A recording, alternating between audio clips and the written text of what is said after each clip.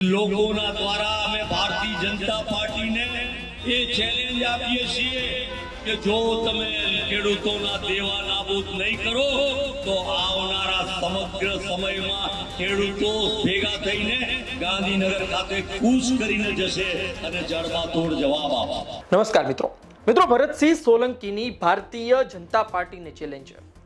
શું ભારતીય જનતા પાર્ટી ખેડૂતોનું દેવું માફ કરશે? ભારતીય જનતા પાર્ટીને દેવું માફ કરવામાં શું મુશ્કેલી પડે છે? કોંગ્રેસ પોતાની સરકારના ઉદાહરણ આપી રહી છે। શું ભારતીય જનતા પાર્ટી તેમાંથી બોધપાઠ લેશે, ખેડૂતોને મદદ કરશે? વાત એ છે કે આવનાર દિવસોમાં મદદ નહીં કરો, દેવું માફ નહીં કરો તો ગાંધીનગર સુધી પહોંચતા સમય નહીં લાગે। ગાંધીનગરમાં રીતસરનો રેલો આવશે ત્યાં સુધીની વાત ઇશારામાં ભરતસિંહ સોલંકીએ કરી દીધી છે। આપણે વિસ્તારથી સમજીએ। પહેલા આપ સાંભળો કે ભરતસિંહ સોલંકીએ બોટાદમાં શું કહ્યું। જગતનો અન્નદાતા અને જેના નામે મોટી મોટી વાતો કરી, વચનો આપી, ખેડૂતોને તમારી આવક બમણી કરીશું અને વડાપ્રધાન બનીને જ્યારે અમારી સરકાર, ભાજપની સરકાર દિલ્હીમાં આવશે ત્યારે ખેડૂતોની લાગણી જોઈશું, ખેડૂત પુત્રોની લાગણી જોઈશું।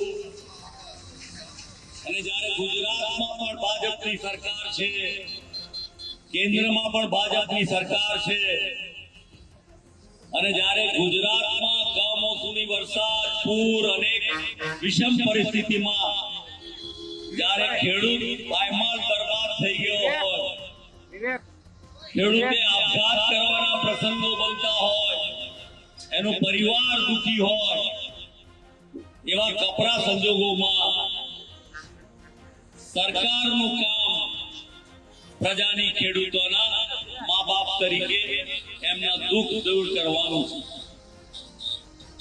ત્યારે એ સંજોગોમાં જ્યારે સમગ્ર ગુજરાતમાં ખેડૂતો પોતે અને ખેડૂતો વતી સમાજના સૌ વર્ગના લોકો આગળ આવ્યા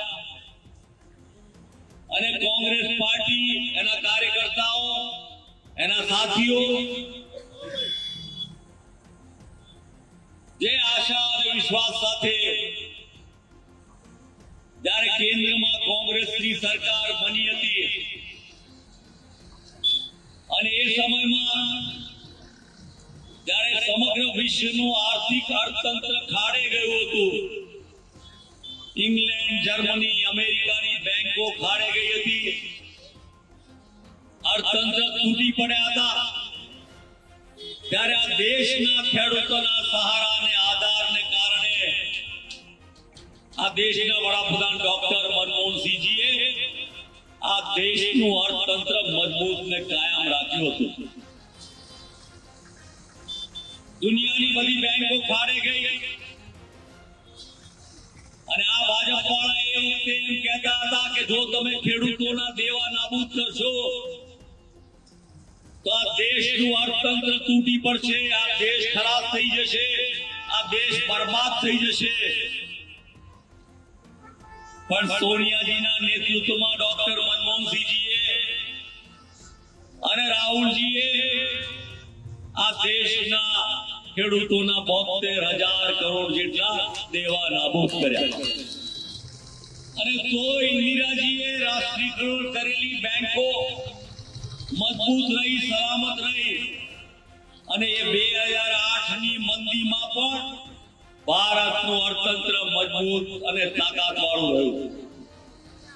જેમણે ખેડૂતોના નામે મત લીધા, સરકાર બનાવીશું ત્યારે પહેલું કામ દેવા નાબૂદીનું કરીશું।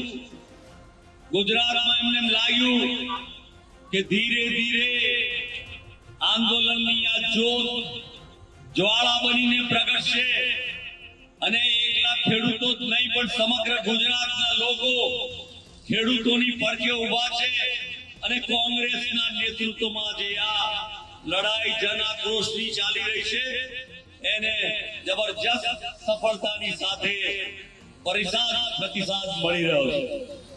એટલે હમણાં રાજ્યના ભાજપના મુખ્યમંત્રી ભલા ભોળા દેખાતા એમણે જાહેરાત કરી 10,000 કરોડની કે સહાય પેટે આપવામાં આવશે, સાથે સાથે 15,000 કરોડની ખરીદી મગફળી અને બીજા પાકો માટે એમણે વાત કરી. પણ આપણે એમને પૂછીએ ને જેમ અહીંયા વાત થઈ કે ખેડૂતોને નુકસાન કેટલું થયું, તો ખેડૂતોને 1,40,000 કરોડ કરતા વધારે નુકસાન થયું. એમની જમીનો ખરાબ થઈ ગઈ, મકાનો, મુશ્કેલીઓ, આપઘાત કરવાનો વારો આવ્યો. અને બીજી તરફ જ્યારે પણ ભારતીય જનતા પાર્ટીની સરકાર ચાહે રાજ્ય કે કેન્દ્રમાં હોય, ગોચરની જમીન હોય, બીજી જમીન હોય, મફતના ભાવે ઉદ્યોગપતિઓ, મૂડીપતિઓને આપવાનું પાપ તો કરે, પણ સાથે સાથે અબજો રૂપિયા આવા લોકોને માટે માફ કરે. ત્યારે આજે આ જન આક્રોશ કિસાન રેલીનો મુખ્ય આશય અહીંયા આપની વચ્ચે બોટાદથી અમે મૂળી તરફ જઈ રહ્યા છીએ.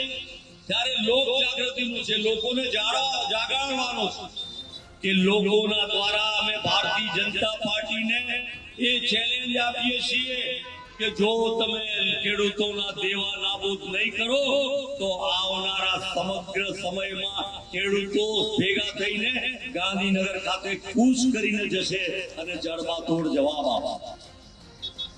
સવાલ આ કોઈ દયાની ભીખ માટેનો નથી. અન્નદાતા જે સૌને ખવડાવે છે, સૌને જીવાડે છે, એના જીવનના અધિકારનો છે. ત્યારે આપ સૌ જોડાયા, આપના આશીર્વાદ મળે, આ યાત્રાની સાથે ખેડૂતોના પ્રશ્નોનું નિરાકરણ આવે, દેવા નાબૂદ થાય એવી પ્રાર્થના સાથે ખૂબ આભાર, ધન્યવાદ. જય હિન્દ, જય ખેડૂત. આપે સાંભળ્યું કે ભરતસિંહ સોલંકીએ શું વાત કરી. સૌરાષ્ટ્રમાં કોંગ્રેસ આક્રોશ યાત્રા કાઢી રહી છે. તમે યાદ હશે કે કડદા આંદોલન થયું અને કડદા આંદોલન બાદ એક પછી એક ખેડૂતો સામે આવી રહ્યા છે, ફરિયાદ કરી રહ્યા છે. કોંગ્રેસની વોટ બેંક ખેડૂતો રહી છે અને આ વોટ બેંક સરકી ના જાય, આ વોટ બેંક છે તો રહે, પણ ઉપરથી પણ લોકો જોડાય અને 2027માં ભારતીય જનતા પાર્ટીને ઉખેડી નાખવામાં મદદરૂપ થાય. આ માટે કોંગ્રેસ એક પછી એક સભાઓ કરી રહી છે, લોકોને મળી રહી છે, ખેડૂતોની વાત કરી રહી છે. વાત એ છે કે આ સભાઓ ઘણી કારગર સાબિત થઈ રહી છે. કોંગ્રેસ જે ખેડૂતો માટે નથી બોલતી એવી હજુ થોડા અઠવાડિયા પહેલા વાતો હતી, એ ધીરે ધીરે હવે દૂર થઈ રહી છે. આમ આદમી પાર્ટી જ ફક્ત બોલે છે તે વાત પર હવે ધીરે ધીરે દૂર થઈ રહી છે. સૌરાષ્ટ્રમાં આક્રોશ યાત્રા કાઢી કોંગ્રેસે માસ્ટર સ્ટ્રોક માર્યો છે. આવનાર દિવસોમાં જોઈએ શું થાય છે.